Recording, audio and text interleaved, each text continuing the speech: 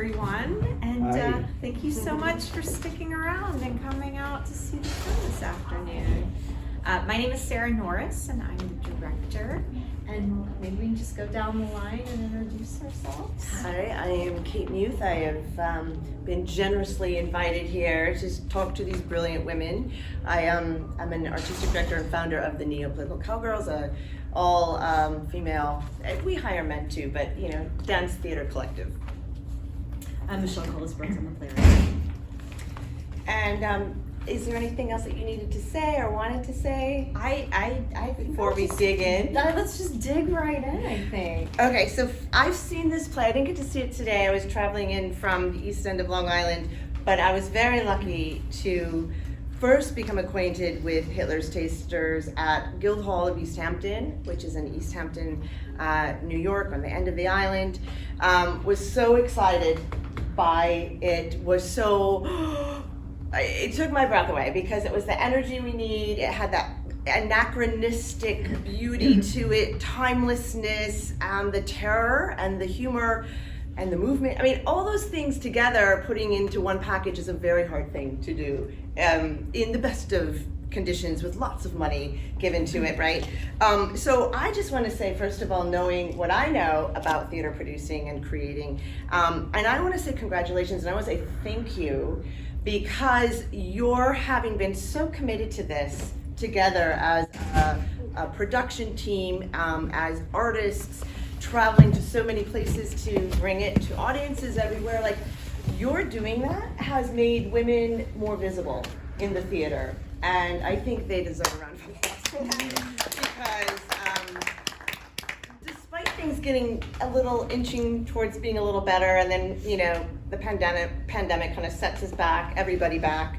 We're not there yet with equal parity. And I took a screenshot of a quote from, this is from Rachel Shofkin. She recently told the Associated Press, "One of the oldest truths is that a woman or artist of color has to prove themselves not just once, but multiple times in a way that a special white man or mediocre white man may not have to."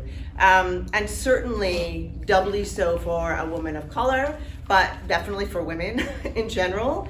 How does that resonate with either of you? Do you want to speak to that? Yeah, that resonates.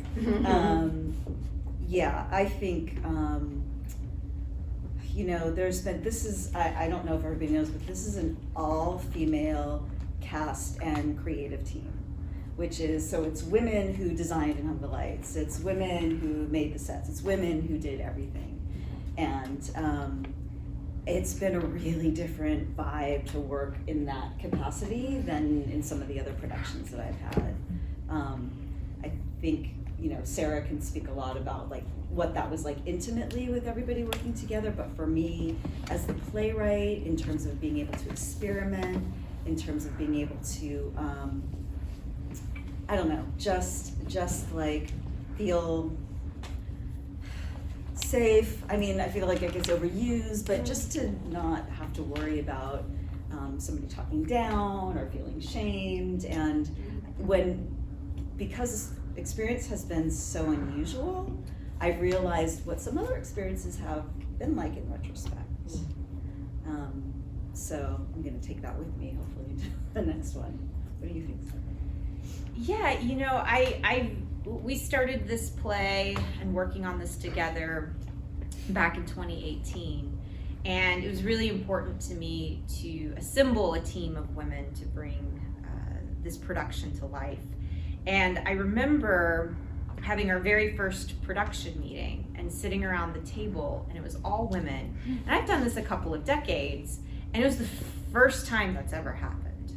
First time. And it's an interesting play. There's no men in the cast. And it just so happened that every single person in the room, and I think, I'm trying to remember, but I'm pretty sure that was the same experience for everyone in the room. It was just the first time that happened for any of us. And there was just a different energy and a different quality to the conversation that I think serves this play very well. Michelle and I actually worked on this together at a different theater before New Light assembled the team that we've worked with all of these years. We worked together at a theater in New Jersey, and I remember asking for I don't know why, I was like, I think it'd be kind of cool, like, could we get a female team? And they said, no, we have the people that we work with, which I get, that happens all the time in theater, I get it. But when I showed up, it was a lot of older people a lot of men that didn't get the vision and didn't get the quality of the young women. I remember talking to them and saying, I feel like they could dance to Madonna or something. Like, I remember being a little girl and dancing to Madonna, and they're like, I don't understand. And I said, it's just kind of girls do that. And I remember I did it with my sisters, and they said, yeah, but it's 1940s Germany. And I said, yeah, but they're we're trying to kind of blend it. And I got a lot of resistance.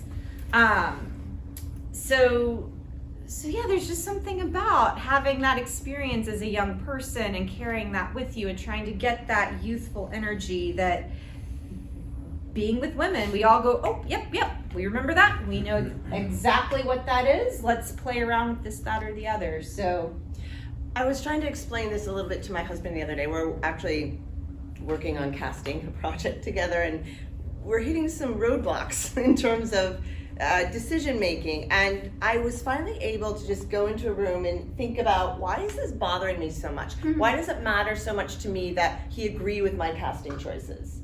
And I finally figured out, and I went back and I said, you know what, because I'm a woman, we work together, and it matters to us that we're on the same page, and I find, and that's good or bad, and we work for that. Like, we talk our way through it. And one of the points that I had brought up to talk to you about today, and this is, yes, I get this as a big broad blanket, but it's generally what's known out there, and that's that men communicate in a linear fashion, going forward, straight on, direct. And that we women, we communicate like this, and we beat around the bush a little bit, we soften things, and we apologize before we actually put our opinion on the table.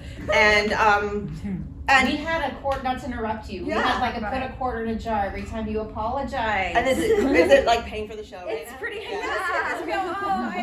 there's nothing to apologize for. Exactly. And so both of these things have problems, right? The directness, we spoke about this a bit, of like, sometimes when that directness comes, it's like, ouch.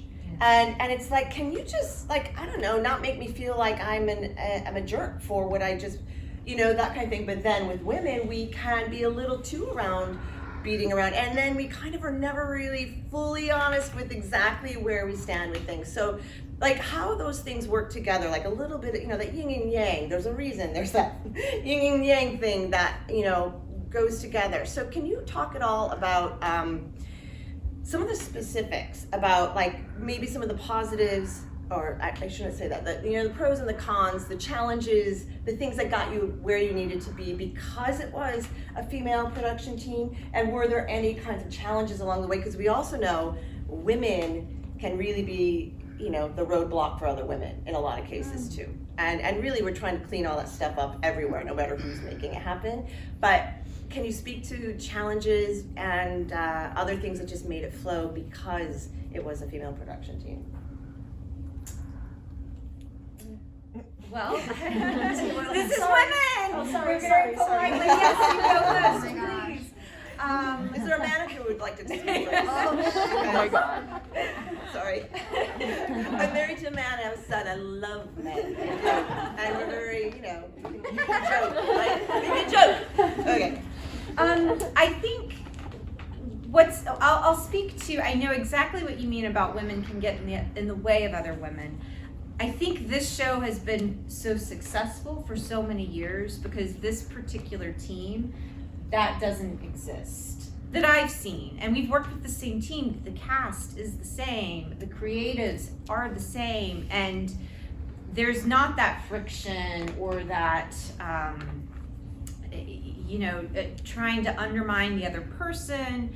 And I think that's what's made this show just keep propelling forward, is because everybody really looks out for the other person. And there's a lot of love, and there's a lot of, it's become a family. It's very much a family unit, and that's true certainly of the cast. I mean, I think you can I think it's so clear on stage, even when they're fighting and having these scary moments. Like, I think their bond translates out into the audience. And I want to say that's true of our designers that have been so great. And they haven't always been able to travel with us because it's this crappy show and we're trying to make it happen on our own. But I can call them up and say, oh, this sound cue, I don't know what happened, but it's warped. And the sound designer can kind of talk us through. And it's just been a great journey that way. I don't remember the original question. She talked in a beautiful I did. This is yeah. But I know exactly what you mean. Yes, I'm right with you. I can I just say too, piggybacking onto that, as a content maker, that stuff comes from here. That comes from the beginning people, and all the way down. Because if at the top you've got caginess, you've got huge ego, you've got people protecting their turf because they're afraid, they're jealous, they're important, whatever it is, they're David Mamet, whoever they might be. But when you don't set that tone from the top, you have one has a better chance of building authenticity. I see what your team, your actresses are willing to do. They're playing many parts to make this happen. That's how you build that. And I think, would you say that then we feel more free? I think you said it earlier. You feel more free. And in my opinion, my experience is then you get better art. You get better artists. You get happy artists. Their skin is invested in it. They feel they have a right to that space and the right to contribute their ideas and try new things. Do you find that the art is better? Definitely. I mean, I remember in grad school, and I loved the head of my program, but I was working with another figure in the theater department who told me, your problem as a director, I'm in grad school to learn, is you're too nice, and suggested that I carry tennis balls with me and throw them when I'm mad at an actor or a designer. And I think that's just yes, it's insane. But it was very serious about it. This was a few years ago. I was in grad school 2005 to 2008, and but that I never threw tennis balls at anybody. But the idea of being too nice really stuck with me for the longest time, and I don't understand why that's a bad thing, I guess, but it just seems to me that when you're creating a space, you want people to feel that they can give all of themselves. And I think when you're being kind and compassionate, that creates a better environment to do that. And so now, I don't think, maybe somebody can come up, oh yeah, she was really mean. I don't think I was ever mean, but it was just something that every time I started a project, I was like, do they respect me? I don't know what to do with this information, but I don't know how else to do it. Well, and girlfriend gets stuff done too. You know what I mean? Like, Sarah might be the nicest person on the planet, but she don't play. Like, she gets it done. She is like, I have worked with a lot of directors, and Sarah is on top of everything. She's so organized. She's doing 42 roles right now besides producing and directing. She's the COVID person, and she's the fire marshal. And that's like, and all of the women, they're all, all in this audience, like all of the women that have been involved in this have taken on so much to make this play happen. And it's a very special group of people. Absolutely, it's a rarefied group of people, but I also think that being women, everybody has supported each other, so everybody wanted to stick together, everybody wanted to keep this thing going, everybody realized how special it was to work in this environment and with each other.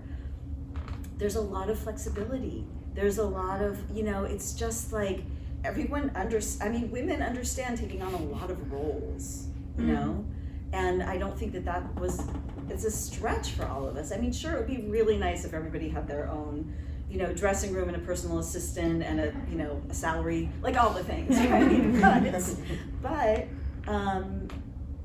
but I think that this group has realized that there is something special happening, and you can see them working it out on stage. And also, as we were talking about, like sometimes women get in the way of other women. Like they're working that's happening on stage too, and they're working all of that out. Like there's so much of my life, your life, our lives that's happening up here. I think that we can relate to. So I think that's unusual, but just because, and also literally this is the nicest group of people I've ever worked with, and everyone's just gone out of their way to be respectful, and so, but we get it done. We have dragged this play all over the country to Edinburgh for a month. All the women lived in the same apartment building with one bathroom, for a month, and got the show done. And that alone should have had them all killing each other. Right? Right? I mean, that's like Tony Award winning. There should be a Tony for sharing. There should be a Tony for 7 women sharing a bathroom. Absolutely. And it's been really spectacular. It reminded me of just an experience I had once. I co-wrote a play with a man who's became one of my dearest friends. I love him to death. He's a tall, white Irish guy, and then there's me, the short Jewish one. And we had a lot of fun writing this play. There was a few situations where, we both wrote the same amount of stuff in the play, and we would go, and there would be some directors and artistic directors that would only talk to him. Like literally, and I would finally, I'd be like, hi, I'm right here. I'm right here too. And he also pointed out to me, he said, wow, I didn't know that really happened. But as women, we're used to being pretty resilient to a lot of that stuff. Is there anything that happened in the course of this production in the many different places that it's had a life in this time together? Was there anything that occurred in any way that was indicative that of kind of the world and how we do get treated like that you had to respond to, whether as a company or somebody had to step in for somebody else because it was purely out of the fact that you were a company of women? If not, that's great. Let's hear that too. No. Do you guys Ladies out there, do you remember this? Not for that specifically. I mean, and you're wearing the shirt, right? Band. Yeah.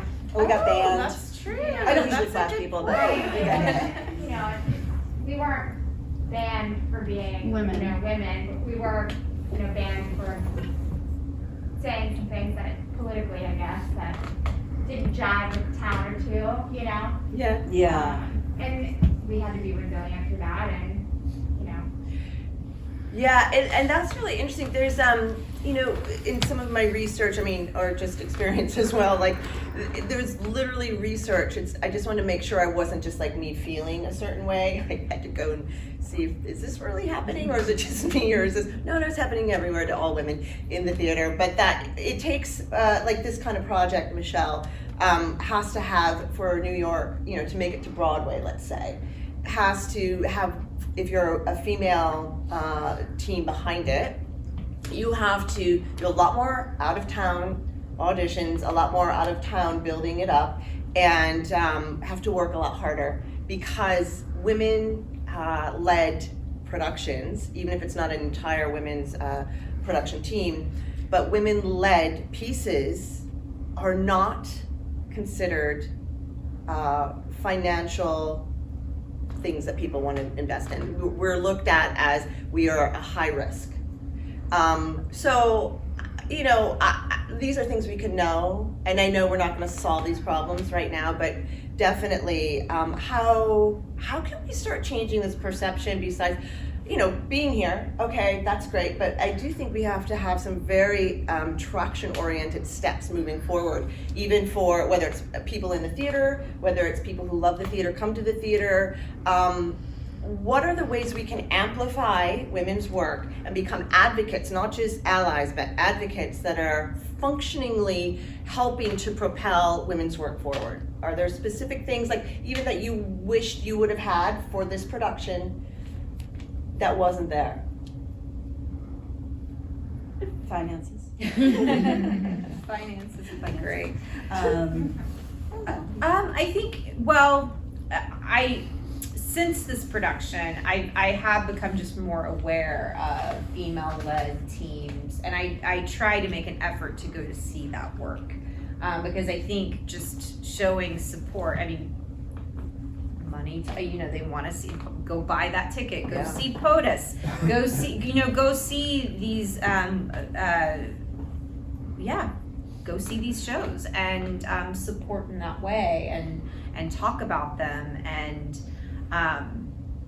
I was talking to somebody the other day about a show that just didn't get great reviews, and it's like, so I don't really want to say it, but it's like, let's just go support that show anyway, because it is female-led, and it's how we can help each other, like to just keep going out and supporting that work. I try to, just me as a producer, I'm very mindful about hiring more, and I like men too, and I have a great producing partner who I love very much, and but I think it's so important to hire women and make sure, I think parity is so important, and it just wasn't something, it's not that I wasn't aware of it, I was just working with my friends, and because of I worked with a lot of male designers, and so I was just hiring them a lot because I love them, and I kind of had to step back and say, well, I can keep working with them, but I need to start weaving in other people. Like it needs to be a balance, and so I'm very mindful when I'm putting together a team of making sure that there are that there's parity in that that creative process, and I think that's important.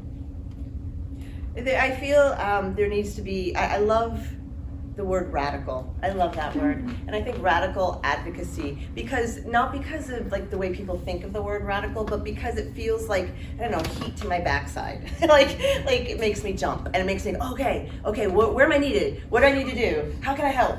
Where can I shine the light on a woman out there taking risks? I think we also don't get forgiven for risks that maybe don't turn out the way we would like them to turn out. Would you say that that's true? I think that feels right to me, and also I think that there's a lot of there's an old narrative that we've bought into, which is that there's scarcity. That we all have to fight for the same little bit, and I think there's more pushback against that now, but I think it's something that that's something that we have to fight, and maybe the more that we give space for each other, the more space that will open up. The abundance belief is it truly experientially, because having been raised in there's not enough. I was the last of 5 kids, so there really wasn't enough for everybody. We were all like protecting our food instead of sharing our food, and so I get that, and it's. I say this with due respect, but there is sort of a trauma switch that goes on with that we're not even aware of in how we respond and how we withhold praise or we withhold opening doors for other women.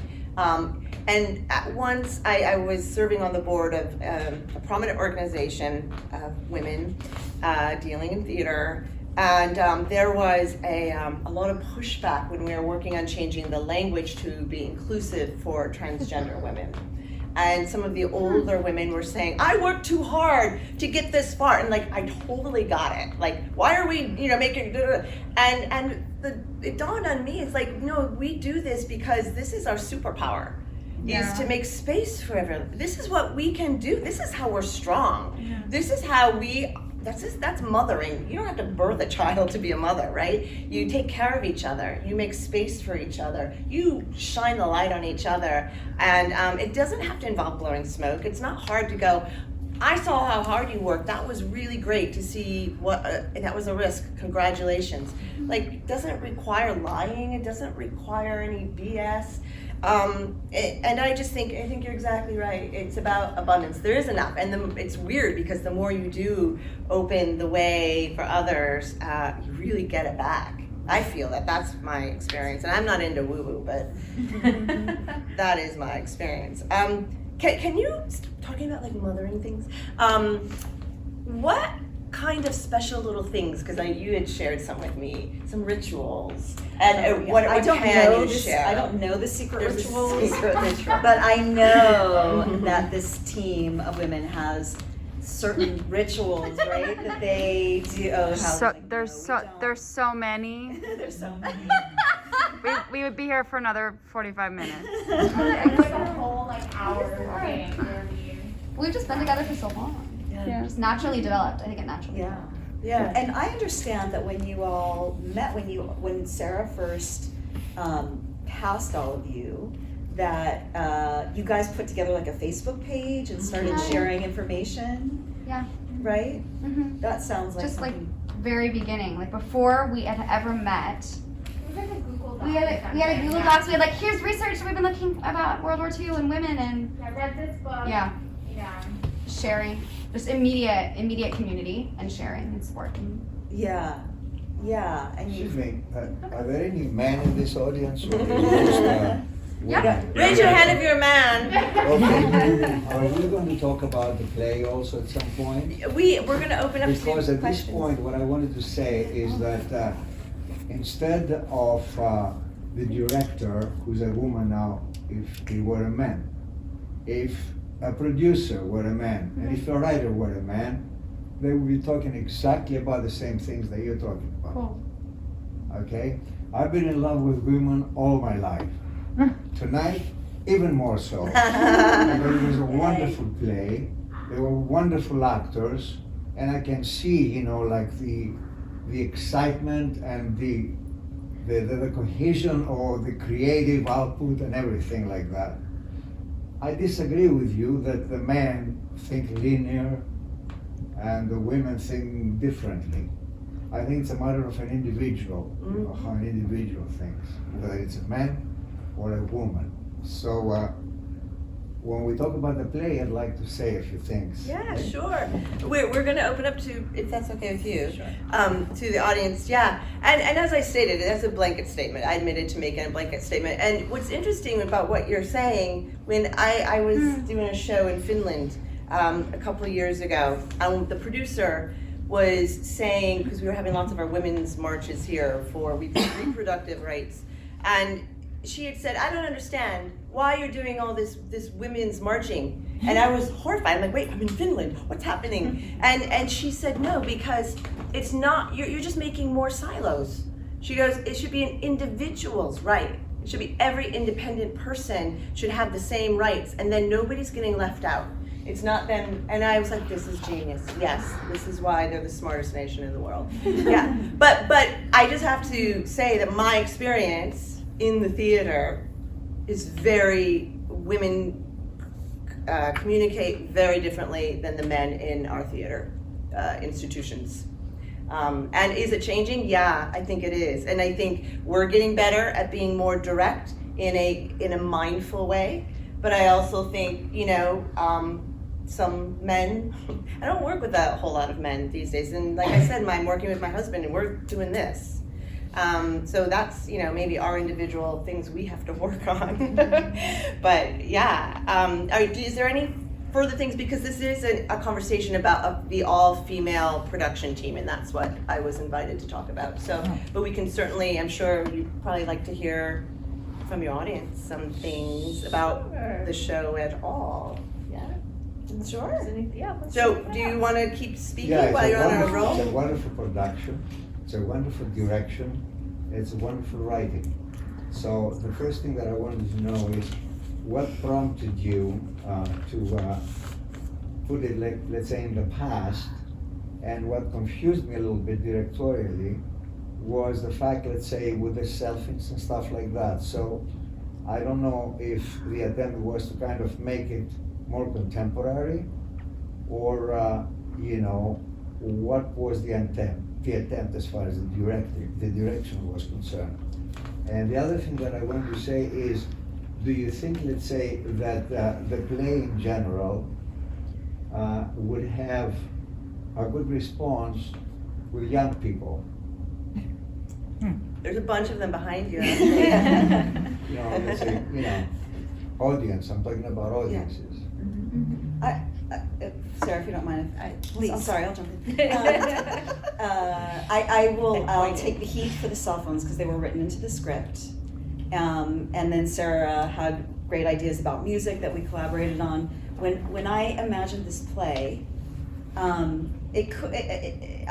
could have just put it in the mid-1940s, but there was I didn't want these women to feel like people in the past. I wanted them, given what we've been experiencing culturally in this country for the last few years, I was seeing things that were worrying me, and I wanted these girls to feel very, very, very present. And I think for young people today, World War II is very much in the rearview mirror. Right now, the level of Holocaust denial is staggering. And I felt like I always say, I didn't want these girls to feel like sepia-toned people in history. I wanted them to feel like our daughters, our sisters, our nieces. And so we decided to use anachronisms and use contemporary music and make it very, very relatable, which dovetails into your question about young people. I have to say that we have had an extraordinary response from young people.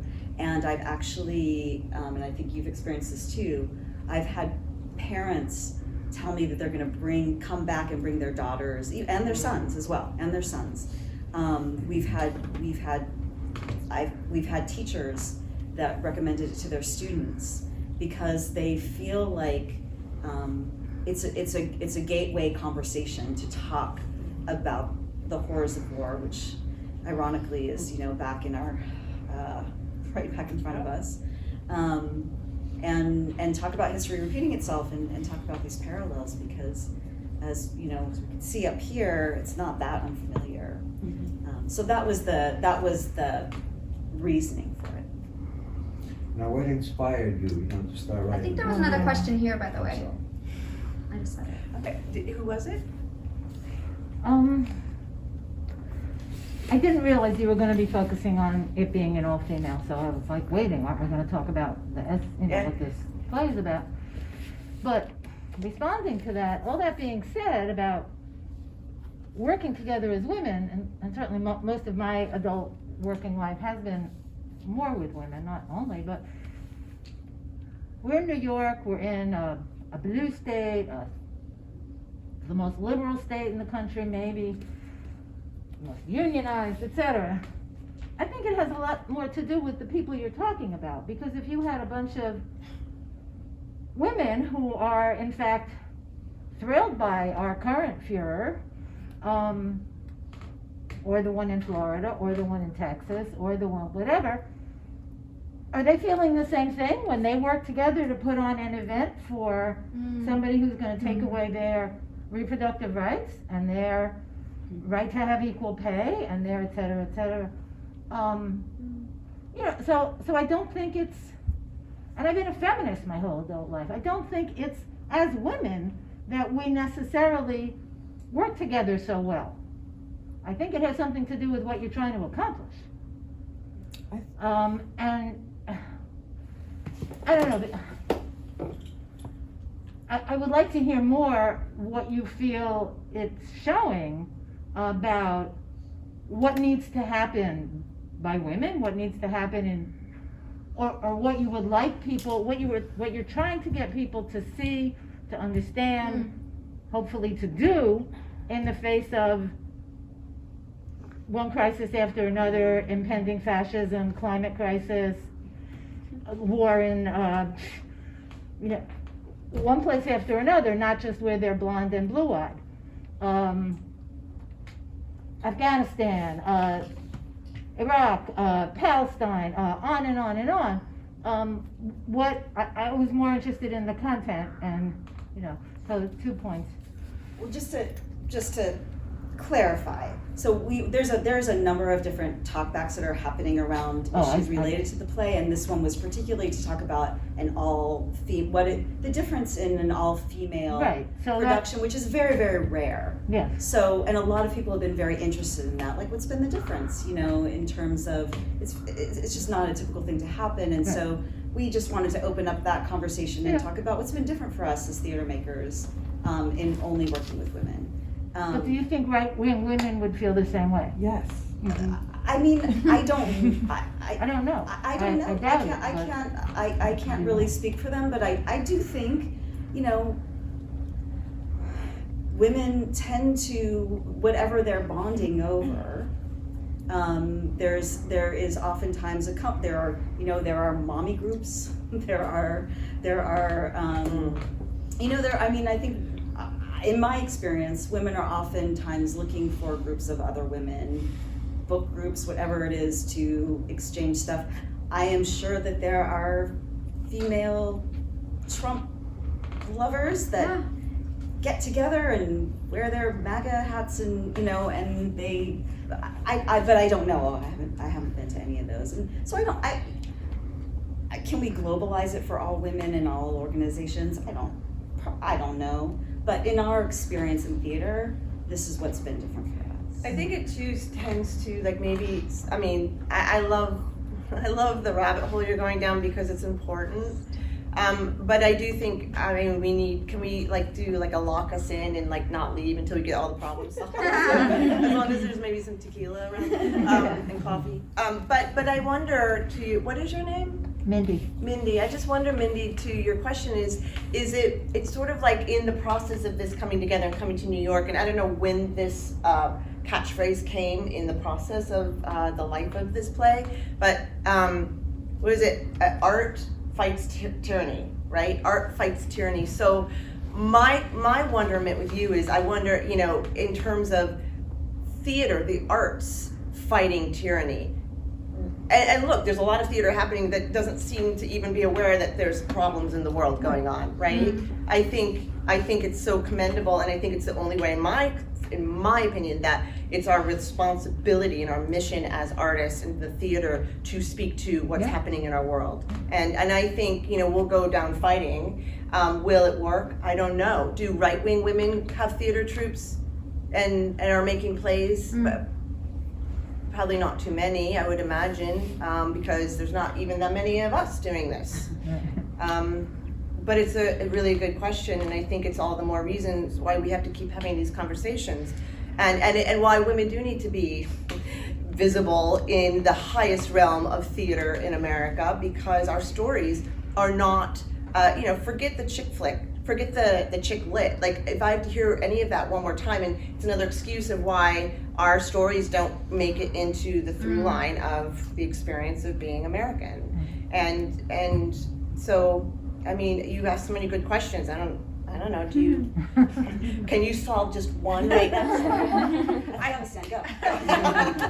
I think you covered it. I think why we make art is to invite a conversation, and I think that's what's happening right now. We're doing that right now, and I don't think one singular play will solve all of the problems of the world, but it will start people feeling and sitting with each other, and we've all been isolated for so long, but wow, we're all in this room together, and it's a starting off point. And I don't think we'll solve problems being home by ourselves, and I'm guilty of it too, watching Netflix or Twitter, or all of those things that we do. We're here in a space and having a conversation. I have a question, but I also just want to say, I don't think there are a lot of conservative women running theater troupes, but there's a lot of them trying to host on Fox News, and they've had some problems. So I think it is pretty pervasive. It shows itself differently. My question is, I want to hear about the times when the show was banned and what kind of resistance you ran into and what that was about, because that sounds really interesting.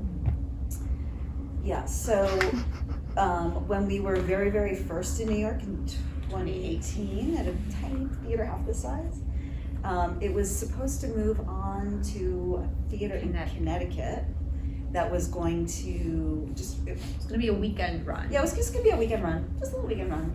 And it was going to be for middle schoolers.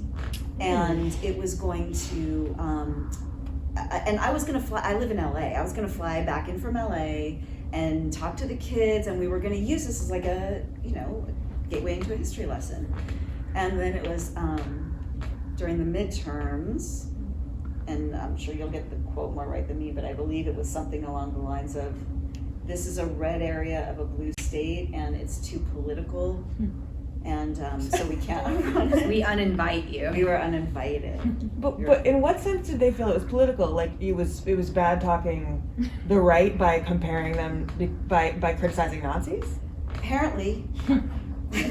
Right. Apparently. You see our frustration. Yes.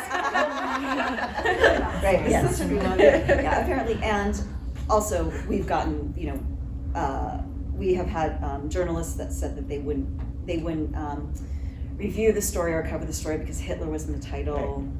We have we have Jewish people not coming and not donating money or even taking interest because of the title. Yeah. And they're really intelligent people, and it's alarming to me. These are people I know, and they're not even willing to just look at the product first. Don't judge a book by its cover. Right. It's we all can fall into that problematic thinking of yeah.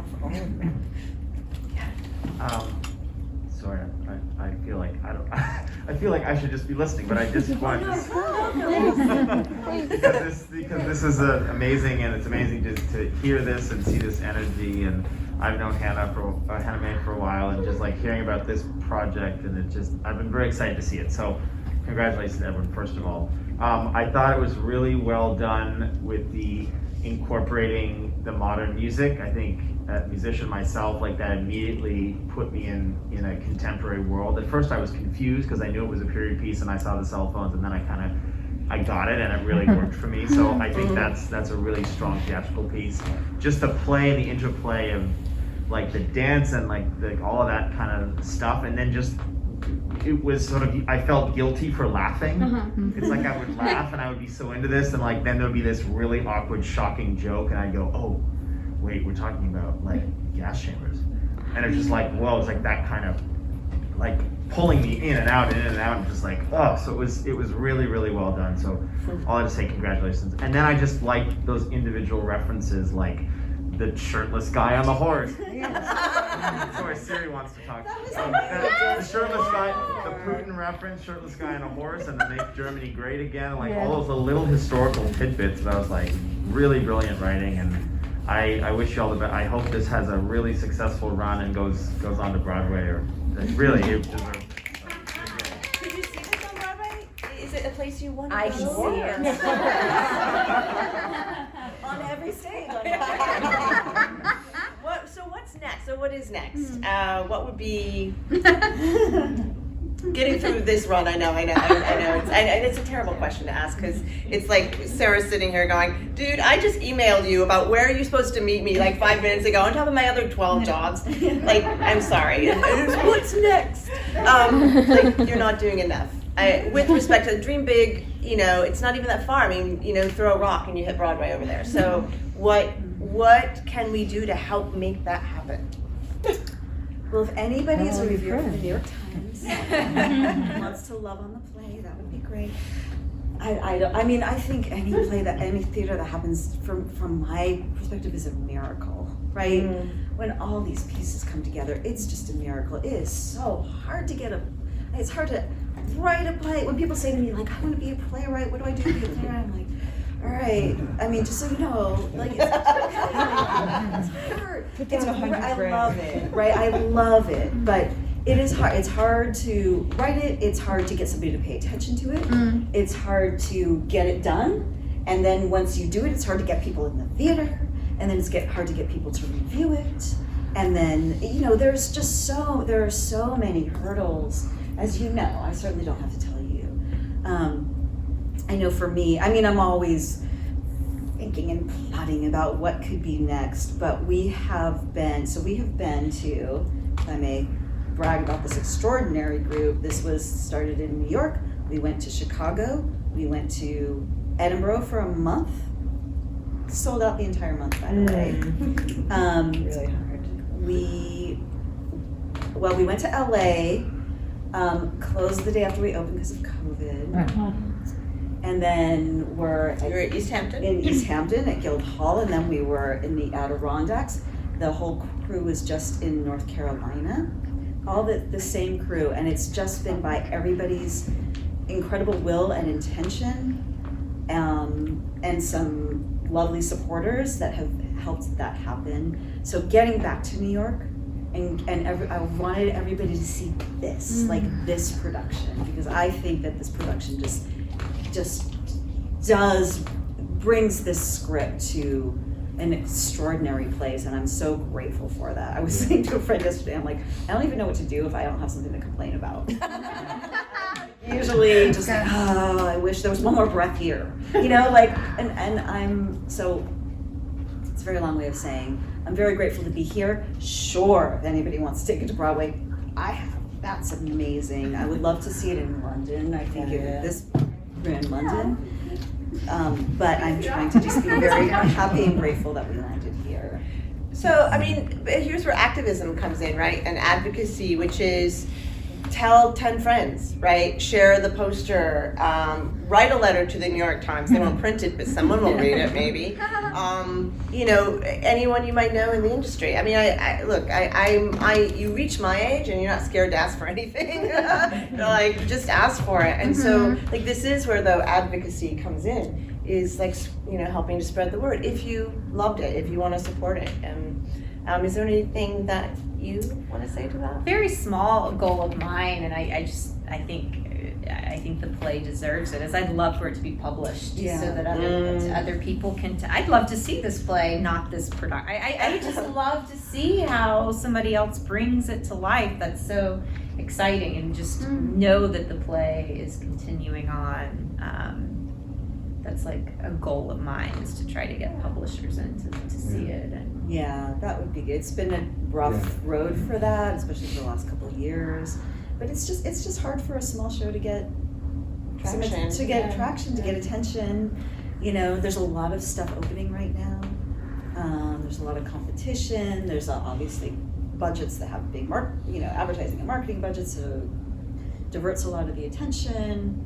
But it seems like, so getting it published would be lovely. I find students find me through my website, I don't even know how, and ask me if they can do it in a class or do it in their, do a reading of it. And I love that. I would love to see, schools embrace it, young women doing it as well. I would love that.